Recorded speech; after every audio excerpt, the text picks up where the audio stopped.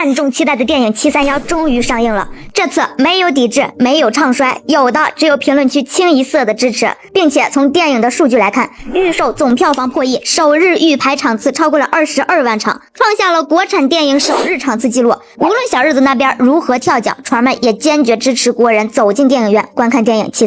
船毛勾住鱼料，船妹开始爆料。大家好，这里是一大船鱼哇。731电影从筹备之初就遭遇了种种困难。导演赵灵山用了10年的时间打磨剧本，并多次走访日本，去到哈尔滨等地搜集史料，甚至为了电影可以上映，连房子和车都被卖掉了。包括电影中需要的婴儿新生画面，也是导演刚出生不久的儿子。导演这么努力，是为了让更多人可以了解到那段历史。可是，在片子上映之时，却遭遇了重重困难。原定于2025年7月31号上映的电影，却因被举报，最终无法上映。他们有些人打着宝妈的旗号，高喊影片内容血腥，不利于孩子观看；有些人则演都不演，直接明目张胆抵制。其实那些发言人到底是不是真正的宝妈，我们谁也不知道，因为如今731上映，评论区里没有了那些所谓宝妈的身影，有的只有清一色的支持的声音。所以无论日本网友如何抵制，船妹也支持731全球上映。电影内容并没有夸大，真实的历史只会比这更恐怖，尤其是那些高喊血腥、孩子不适宜观看的。我就想问，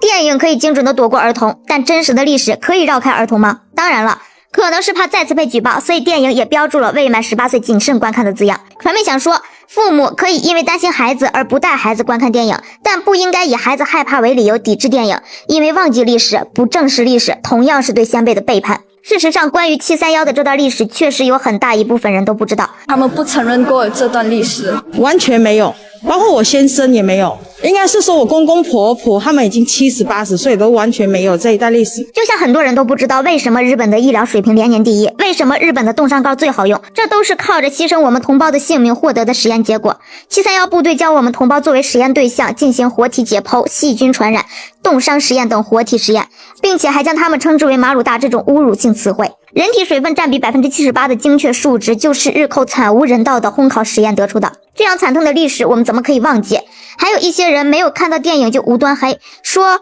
731的本质是为了圈钱，还有说里面的场景设计的太干净，一点也不考究。事实上，当时的731部队所做的实验本身就和细菌有关，他们需要在无菌的条件下进行，所以保持环境的整洁是最基本的要求。如果对历史没有了解，就不要将诋毁的话脱口而出。其他的传媒也不多说，还是希望大家都能走进电影院支持731。